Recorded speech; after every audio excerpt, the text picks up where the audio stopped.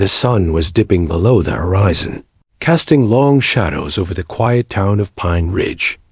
It was the kind of evening when most people settled in for a peaceful night. But for Officer Jason Riley, it was just another shift. He had been patrolling the outskirts of the county for hours, watching over rural properties and making sure everything was safe. At 7:23 p.m., dispatch sent a call a welfare check at an isolated cabin near the forest line. Jason was the closest officer available. He grabbed his gear, kissed his wife's cheek quickly before stepping out, and climbed into his cruiser with Rex, his 4-year-old German Shepherd K9 partner, riding shotgun. 10-4, dispatch. En route? Jason confirmed over the radio. Rex sat alert beside him, ears twitching, tail wagging lightly, sensing the change in the air. Jason trusted Rex with his life. The dog had been through countless operations, tracking suspects and searching for missing people. They were a team tight-knit and unbreakable. The cabin sat at the end of a gravel road that had seen little traffic in months. Jason slowed his cruiser, eyes scanning the dimming landscape. Nothing seemed out of place.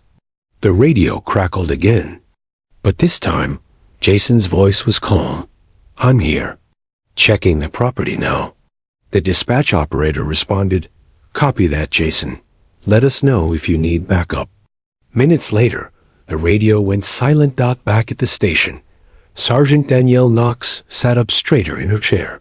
Jason's voice was steady, but a strange feeling tightened in her chest. He was known for his professionalism and dependability. Losing contact with him was unlike anything she had experienced in her 10 years on the force. Minutes stretched into an hour, then 2. Officers were sent to the cabin, but found no sign of Jason outside, no footprints beyond his cruisers. Tire tracks, no signs of struggle. The cruiser's door was wide open, the engine still running, but Jason was nowhere to be found. The only occupant was Rex, pacing frantically inside the cruiser, barking sharply at anyone who came near. His usual calm demeanor was gone, replaced with frantic energy and unmistakable distress. It was as if Rex knew something was very wrong. Knox and her team searched the immediate area, calling Jason's name through the thickening twilight. No answer. Inside the cabin, an eerie silence hovered. Officers carefully swept through the small, cluttered space. A half-eaten sandwich sat on the counter, a coffee cup stained with lipstick. Jason's flashlight lay shattered on the floor by the front door. It looked like a struggle had happened, or maybe a sudden escape. Then, a discovery that sent a shiver down everyone's spine. A crumpled, bloodied note pinned under a heavy book on the table. Sergeant Knox picked it up with trembling hands. The words were hurried, messy, almost desperate. "Don't trust anyone."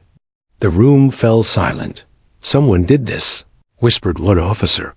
"Or Jason left this for us," Knox replied, her eyes narrowing. "He's warning us." Outside, Rex howled a long, mournful sound that echoed through the woods, reaching every officer's ears. The K9 was searching for his partner. The bond between man and dog was undeniable, and Knox knew one thing. Rex wouldn't stop until he found Jason. As the night deepened, the search intensified. Officers combed the woods with flashlights, calling out, but no trace of Jason was found. Panic began to build inside the department. What had happened to their best officer? Why had he disappeared without a trace? The radio crackled again, this time with a chilling update from one of the patrol officers. "Sergeant Knox, we found Jason's service weapon by the creek. It's wiped clean, no fingerprints. This wasn't random." Knox clenched her jaw. "Get Rex. We're going to follow his lead." With heavy hearts and a growing sense of urgency, the team prepared for what would become the most desperate search in their careers. The clock was ticking, and every second that passed without Jason's return deepened the mystery and the fear. What had happened to Jason Riley? And who was the enemy lurking close enough to silence one of their own. The answers would come, but only if Rex could track them down first. The forest around the cabin seemed to swallow every sound except for the crunch of boots on leaves and the steady, urgent bark of Rex. Sergeant Knox followed closely behind the canine handler, her breath visible in the cool night air. The search team moved cautiously, flashlights cutting narrow beams through the thick darkness, every shadow seeming to flicker with unseen movement. Rex's nose was to the ground, muscles tense. Tail stiff, he was tracking something, or someone. But after hours of searching, the woods yielded nothing but twisted roots, fallen branches, and silence. No sign of Officer Jason Riley. Back at the cabin, the forensic team was piecing together every detail. No forced entry, no signs of a break-in. Jason's belongings remained untouched except for his weapon, which had been found abandoned and wiped clean near the creek. His phone was missing, and so was his badge, both vital pieces of the puzzle. Why take the badge? Knox wondered. Aloud, running a hand through her hair. Who would want him to disappear without a trace? The officers had begun to whisper theories. Drug dealers seeking revenge, a personal vendetta, even the unthinkable, betrayal from within their own department. But no one spoke those last words aloud. Rex suddenly stopped, ears perked, and let out a low growl. The team halted, listening intently.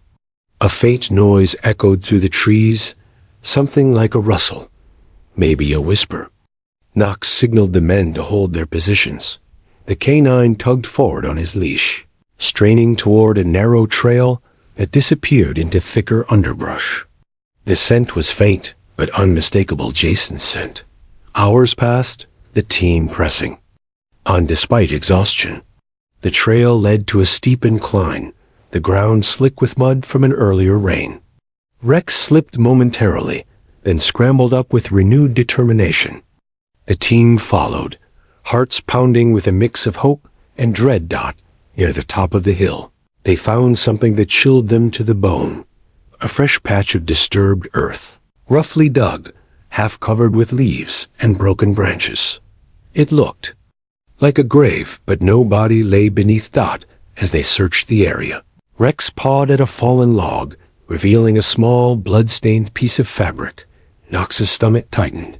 The cloth matched the color of Jason's uniform shirt. Suddenly, Rex barked sharply, then began to circle, sniffing furiously. Knox scanned the dark woods with a flashlight and spotted something glinting beneath the leaves. Jason's wristwatch. The watch had stopped at 8:45 p.m., nearly an hour after Jason's last radio contact. Knox's mind raced. Whoever had taken Jason wanted to send a message. The broken flashlight, the note, the missing badge and phone, it all pointed to a carefully planned abduction.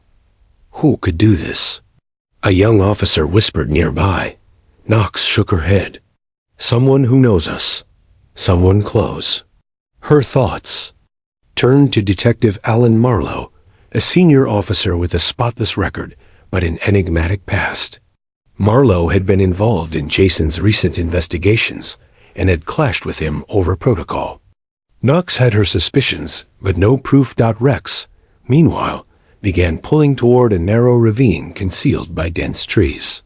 The scent was growing stronger, mixed now with something else: fear, pain, desperation. The team approached the ravine cautiously, flashlights scanning the steep drop. Below, the dark shape of a fallen tree stretched across the chasm like a bridge. Rex darted down the slope, his paws gripping the wet earth. Knox watched as he disappeared into the shadows. A muffled noise caught her attention. Was that a voice? She shouted for the men to follow. At the base of the ravine, the team found signs of a struggle: broken branches, scuffed earth, and deep scratches on a nearby tree trunk. Knox's heart pounded. They were close. Near the edge of the ravine, a torn piece of paper lay half buried in the mud. Knox picked it up and carefully unfolded it. The message was cryptic but clear. They know.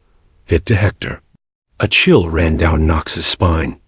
Hector was a name she hadn't heard in years. A former informant who had vanished after testifying against a dangerous drug cartel. He was rumored to live off the grid, his whereabouts a mystery. Why would Jason mention him? Was Hector the key to finding the truth? Knox pocketed the note and called the team together. "This changes everything," she said. "We're not just looking for Jason anymore. We're chasing a secret someone wants buried, and we're about to find out who." As night gave way to the first light of dawn, the search turned from a rescue mission into a race against time. Dawn was just breaking over Pine Ridge when Sergeant Knox and her team loaded into their vehicles, the cold morning air sharp against their faces.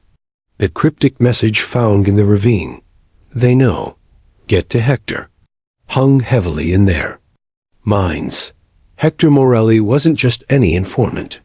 Years ago, he had helped dismantle a powerful narcotics ring. But after testifying, he vanished without a trace, rumored to be hiding somewhere deep in the wilderness. Knox knew this lead could either break the case wide open or send them chasing ghosts. "We don't have much to go on, but this is our best shot," Knox said, her voice steady but edged with urgency. "Rex, you ready?" The K9 responded with a low growl and a wag of his tail. The dog seemed energized by the prospect of a fresh trail. They drove south, away from the small town and into the dense forests that had swallowed Hector years before. As they neared a forgotten logging road, Rex suddenly stiffened. His head shot forward, nose twitching frantically. He pulled the leash taut and began dragging his handler toward a narrow path hidden beneath overgrown brambles. The path was rough, barely visible, but Rex moved with purpose, expertly weaving through tangled branches and broken logs. The officers followed, sweat and mud staining their uniforms, muscles aching, but none dared slow down. After nearly 2 hours, they reached an isolated clearing, surrounded by towering pines. At its center stood a weathered shack, half covered in moss and shadow. The windows were dark and cracked, the door hanging slightly ajar. Rex growled low, his hackles raised. Knox motioned for silence. The team fanned out, guns drawn, hearts pounding. Inside, the shack was dimly lit by a flickering lantern. The air was thick with dust and the faint scent of damp wood. A table sat cluttered with maps, files, and a burner phone. Nearby, fresh bandages were scattered alongside a half-empty water bottle. Someone had been here recently. Suddenly, a noise behind the door startled them. Knox signaled for calm and pushed the door open. A man slumped against the wall, his face drawn and pale, but eyes sharp and alert. "Hector?" Knox whispered. The man looked up, recognizing her immediately. "You're looking for Jason," Hector said hoarsely. "I've been waiting for someone who'd listen." Knox stepped closer, her gaze fierce. "Tell us everything." Hector's story was grim. Months ago, Jason had uncovered evidence of a covert smuggling operation running through the county. Ring trafficking drugs, weapons, and stolen evidence. It wasn't just criminals. Some law enforcement officers were involved, hiding in plain sight. Jason had gone off the grid to investigate quietly, fearing that the deeper he dug, the more dangerous it became. "They've been watching him," Hector said, voice low. "When Jason got too close, they took him. He's alive, but barely. I helped him hide for a while, but they found us. That's why I disappeared?" Knox's mind raced. If what Hector said was true, the department was infiltrated by corruption on a scale she hadn't imagined. And Jason was trapped somewhere, fighting for his life. Rex whimpered, nudging Knox's leg. Sensing her tension, Hector pulled a crumpled map from beneath a floorboard. "Jason marked this spot," Hector said, pointing to a location near the old mine shafts on the edge of town. "That's where they're holding him." Knox nodded grimly. "We're getting him out." The team packed up quickly, Rex leading the way back through the forest. Knox's radio buzzed with incoming calls, but she ignored them, focused solely on the rescue mission ahead. As they neared the mine, the sun had risen fully, casting harsh light on the abandoned shafts and rusted equipment. The place was eerily silent, too silent. Rex's ears perked again, tail stiffening. Then, without warning, the dog bolted forward, barking wildly. Knox and the officers sprinted after him, adrenaline surging through their veins. Near the entrance to one of the mines, they found fresh footprints and discarded supplies, clear signs someone had passed through recently. Rex scratched at the earth beneath a pile of rocks. Knox looked down to see a partially buried object, a battered radio, emitting faint static. Suddenly, a voice crackled through the radio. "This is Jason. If anyone's out there, I'm trapped. Please hurry." The message cut out abruptly. Knox's heart pounded. Jason was alive, but time was running out. The radio's faint plea for help echoed in Sergeant Knox's mind as the team scrambled toward the old mine shafts. The morning sun barely penetrated the thick canopy of trees surrounding the area, casting eerie shadows that danced across rusted machinery and broken boards. Jason's voice had been weak, but it was enough to confirm he was alive and trapped. Knox's pulse quickened, adrenaline surging through her veins. Every second counted. Rex darted ahead, nose to the ground, tracking Jason's scent with unmatched intensity. The search party followed closely, boots pounding on the uneven forest floor, their breaths ragged from the steep climb. They reached a narrow ravine where the forest dropped sharply into a deep, shadowy gorge. A fallen tree spanned the chasm like a makeshift bridge, its bark slick with moss and rain. Knox peered down into the darkness and spotted a faint glimmer, a flashlight beam flickering far below. "Rex, lead the way," Knox ordered, her voice steady despite the weight pressing on her chest. The K9 carefully crossed the log, muscles taut, before disappearing into the ravine's depths. The officers descended after him, gripping roots and rocks, moving with caution. The air was damp and cold, thick with the scent of earth and decay. Near the bottom, they found fresh footprints, bare and smeared with dirt, as if someone had been dragged. Nearby, a blood-stained cloth caught Knox's eye. It was a piece of Jason's uniform. "Over here," a voice called. Knox rushed toward the sound and froze. There, beneath a tangle of vines and broken branches, lay Jason Riley. His face was pale, lips cracked and swollen, eyes half closed. His wrists bore fresh bruises, and his clothes were torn and stained. But the faint rise and fall of his chest told Knox he was alive. Jason's eyes fluttered open as Knox knelt beside him. "Jason," she whispered, gripping his hand. He tried to speak but coughed harshly instead. "They double coats," he gasped. "They're in the department. Marlowe. He's the one." Knox's breath hitched. Detective Alan Marlowe's name had surfaced quietly during her investigation, but hearing it from Jason himself sent a shockwave through her soul. Jason's gaze darkened. "I trusted him, but he's been working with them, the smugglers, the corrupt cops. They wanted me silenced." Knox swallowed hard, struggling to keep her emotions in check. "We're getting you out," she promised. Rex nudged Jason's shoulder gently, whining softly as if to comfort him. As the medics arrived and began tending to Jason's injuries, Knox scanned the ravine carefully. Amidst the rocks, she spotted a partially buried plastic case. Pulling it free, she found a small USB drive taped securely inside. "This must be the evidence Jason gathered," Knox said. Back at the station, the forensic team would analyze the USB drive.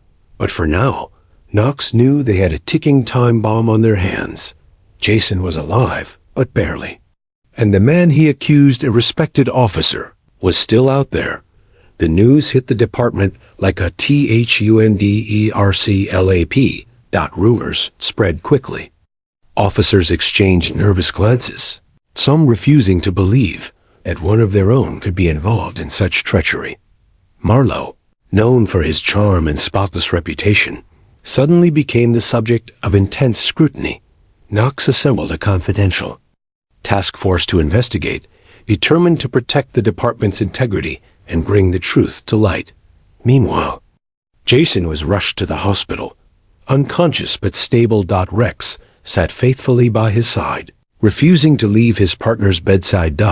As Knox prepared for the difficult road ahead, she knew this was only the beginning. The web of corruption ran deeper than anyone had imagined. Jason's life was still at risk. The department would never be the same, and the shocking betrayal from within would change everything. The hospital room was dimly lit, the hum of machines blending with the soft snoring of Officer Jason Riley. Sergeant Knox sat nearby, her eyes heavy with fatigue but burning with resolve. Jason had been unconscious for 2 days, his body slowly healing from the brutal captivity. But Knox knew the fight was far from over. Across town, Detective Alan Marlowe sat in his office, the walls lined with commendations and framed photographs. To the outside world, he was a pillar of the department, a decorated veteran with a spotless record and decades of service. But behind that polished facade lurked a dangerous secret.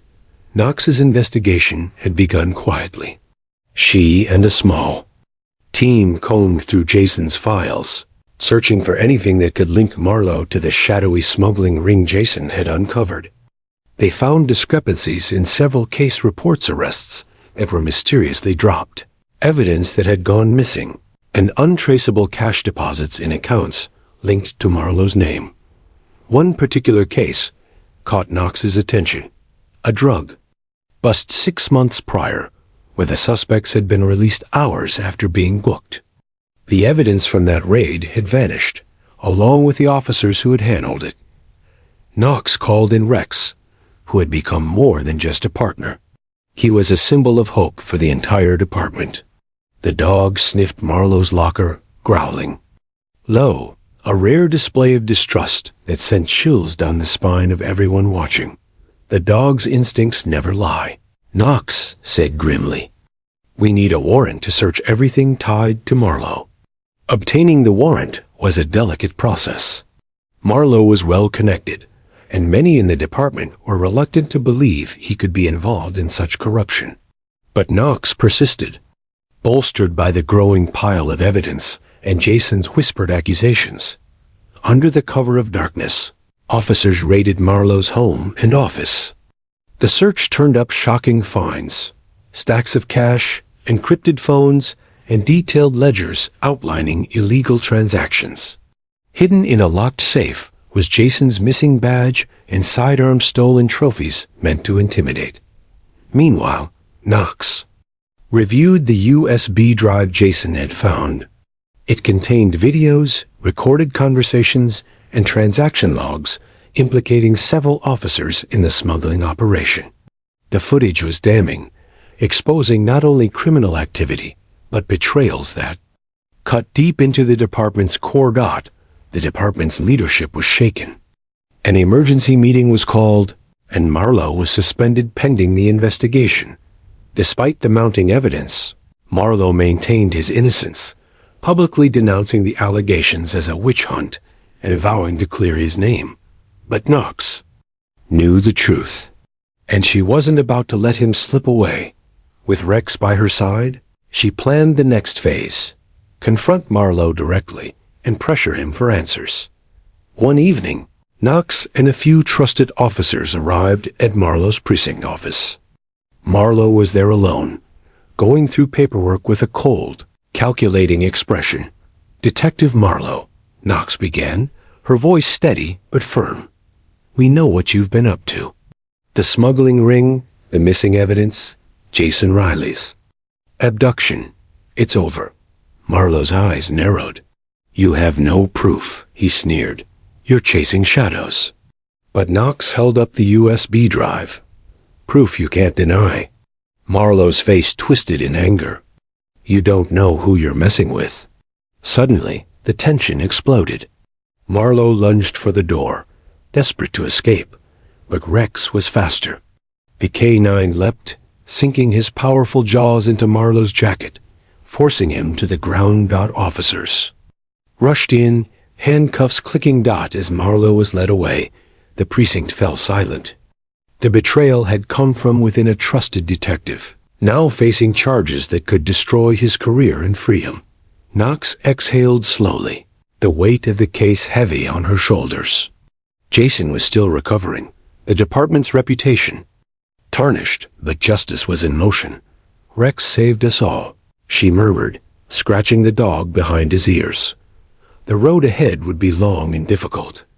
The corruption ran deep, and more officers could be involved. But for the first time, Knox felt hope. The department would heal. And the truth, no matter how painful, would prevail. The arrest of Detective Alan Marlowe sent shockwaves through the Pine Ridge Police Department. Yet Sergeant Knox knew this was only one thread in a tangled web of corruption. With Jason still weak in the hospital, she couldn't shake the feeling that the fight was far from over. Then came the unexpected call. Sergeant Knox, we traced a burner phone tied to Marlowe's operation, the tech officer reported. It's pinging near an abandoned warehouse outside town. Could be a stash house or worse. Knox's jaw clenched. Gather a team. We move out now. As dusk settled, Knox led her squad toward the warehouse, a crumbling structure with broken windows and rusted metal doors. The air was thick with tension, and the scent of mildew. Rex sniffed the perimeter, his ears twitching. Suddenly, the dog stiffened and growled low a warning. Knox never ignored. Inside, the warehouse was a maze of crates and discarded machinery. The team spread out, flashlights piercing the gloom. Near a stack of pallets, Rex pawed frantically at the floorboards. Knox knelt, pulling aside loose planks to reveal a hidden TRAPDOOR. With officers covering the entrance. Knox pried it open, revealing a narrow staircase leading into darkness. The air was damp and musty. Slowly, they descended. At the bottom, the team found a grim scene. Jason, slumped against a wall, bruised and barely conscious. His wrists were bound, and his clothes torn. A dirty rag blocked his mouth. Rex barked excitedly, nudging Jason's arm. Knox dropped to her knees, pulling the rag away. Jason, it's Knox. We're here. Jason's eyes fluttered open, filled with pain but recognition. Knox. Thank God. The medics rushed in, quickly tending to his injuries. Nearby, on a crate, lay a pile of stolen evidence: drugs, weapons, and stacks of cash. The smuggling ring's operation was laid bare. Jason's voice was weak but urgent. Marlowe. He's not working alone. There's someone else. Someone higher up. Knox's blood ran cold. Who? She demanded. Jason's lips moved faintly. Captain Reed. Knox froze. Captain Reed was respected and untouchable, or so everyone thought. Suddenly, footsteps echoed from above. The team readied their weapons as shadowy figures appeared at the top of the stairs. It was a trap. The smugglers had been watching. Gunfire erupted in the confined space. Knox dove for cover, barking orders. Rex growled fiercely, lunging at one of the assailants. The firefight was brutal but brief. Reinforcements arrived, overwhelming the criminals. By the time the dust settled, several suspects were in custody, along with evidence linking Captain Reed to the operation. Knox's world spun. The betrayal ran deeper than she ever imagined. Back at the hospital, Jason was stabilized. His testimony would now include Reed's involvement, a revelation that could rock the entire department. Rex lay beside Jason's bed, his eyes vigilant. Knox looked at the dog, and then at her injured partner. They had survived the worst, but the fight for justice was far from over. The department was reeling from the revelations. Captain Reed's arrest stunned even the most hardened officers. But Sergeant Knox knew the hardest part was still ahead, securing Jason's full recovery and preparing to face the betrayal head-on. Jason had been released from the hospital, his body fragile, but his spirit unbroken. Rex never left his side, their bond deeper than ever after the harrowing rescue. But Jason's whispered warning about others still lurking in the shadows gnawed at Knox's mind. One evening, as twilight settled over Pine Ridge, Knox and Jason returned to the forest near the ravine. They had one last hope, a final scent trail Rex had picked up days earlier, one that could lead to the remaining conspirators. Rex was restless, pulling at his leash with determination. "This could be it, buddy," Knox whispered, rubbing his head. The K9 broke free suddenly, sprinting ahead with an urgency that made Knox's heart race. Officers followed, struggling through thick brush and uneven terrain. Rex's speed was unmatched as he navigated roots and rocks with ease. Suddenly, Rex halted at the edge of a collapsed mine entrance, his body tense and growling low. Knox approached cautiously and spotted a narrow opening beneath a rusted metal. Great! She could see movement inside, a faint figure struggling to crawl toward the light. Jason's voice trembled. "It's me, Knox, help me." Without hesitation, Knox ordered the team to clear debris and pry open the entrance. As they worked, Jason's condition worsened.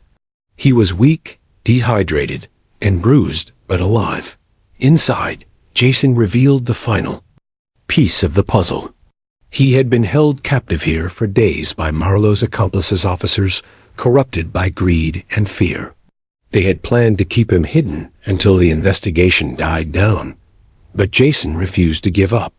He had used his limited freedom to gather evidence, messages, names, and dates, everything he could smuggle out through the grates, for Rex to find out as Jason was carried out. Knox's phone buzzed with breaking news. The department's internal affairs unit had received anonymous tips implicating several more officers. The scandal was about to explode publicly. In the days that followed, the courtroom became the battleground for Pine Ridge's future. The trial of Detective Marlowe and his accomplices gripped the community. Testimonies revealed layers of corruption and betrayal that shocked everyone. Jason took the stand, his voice steady despite the ordeal. He detailed the smuggling ring, the abductions, and the cover-ups. Rex sat beside him, wearing a specially designed K9 vest, receiving quiet nods of respect from the jury. The defense fought hard, attempting to discredit witnesses and sow doubt.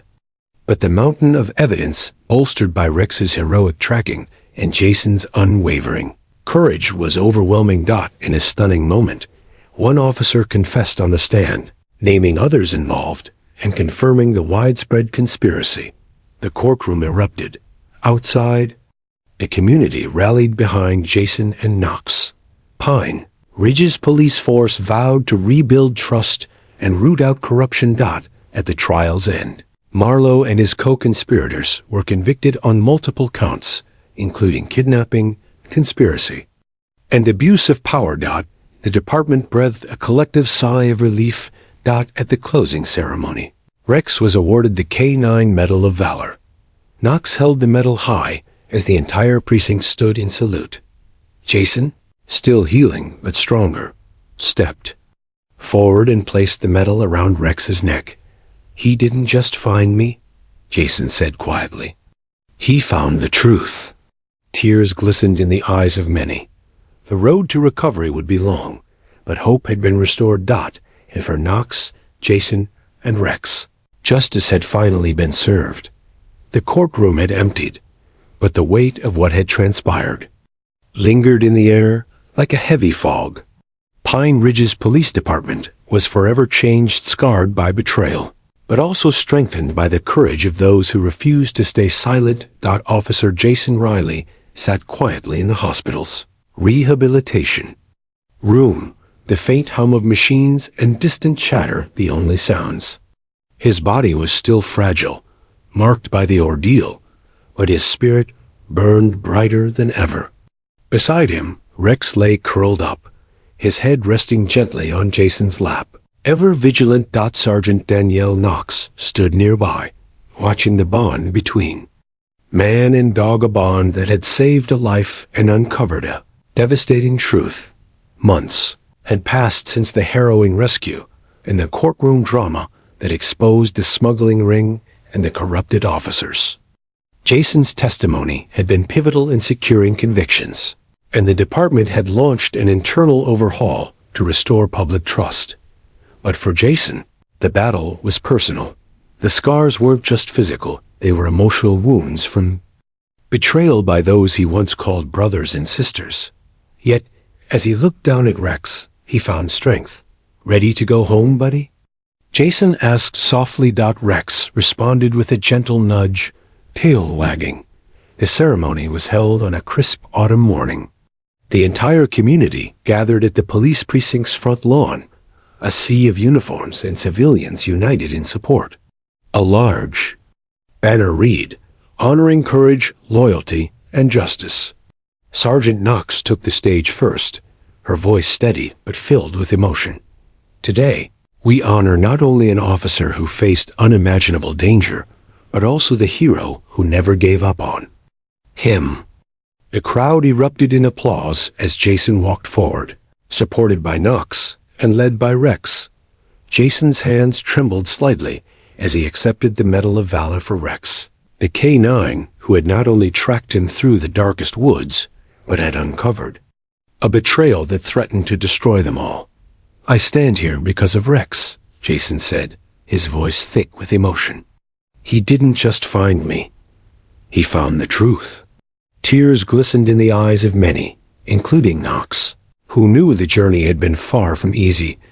The department announced new reformed, stricter oversight, improved vetting, and support programs for officers affected by trauma. Rex was officially promoted, becoming a symbol of loyalty and bravery that inspired officers and civilians alike. As the ceremony ended, Jason looked out over the crowd, spotting familiar faces, friends, family, and fellow officers who had stood by him through the darkest hours. He knew the road ahead would be challenging, but with Rex by his side and Knox leading the way, hope was alive. That evening, back at his home, Jason sat on the porch, Rex resting at his feet. The stars glittered overhead, and the night was peaceful for the first time in months. Jason whispered into the quiet, "We made it, Rex." The dog looked up, eyes shining with unwavering loyalty. In the end, it wasn't just a story about a missing officer or a heroic dog. It was a story about trust shattered and rebuilt, betrayal faced and overcome, and the unbreakable bond between a man and his best friend. And for Pine Ridge, it was a reminder that even in the darkest moments, courage and loyalty can light the way.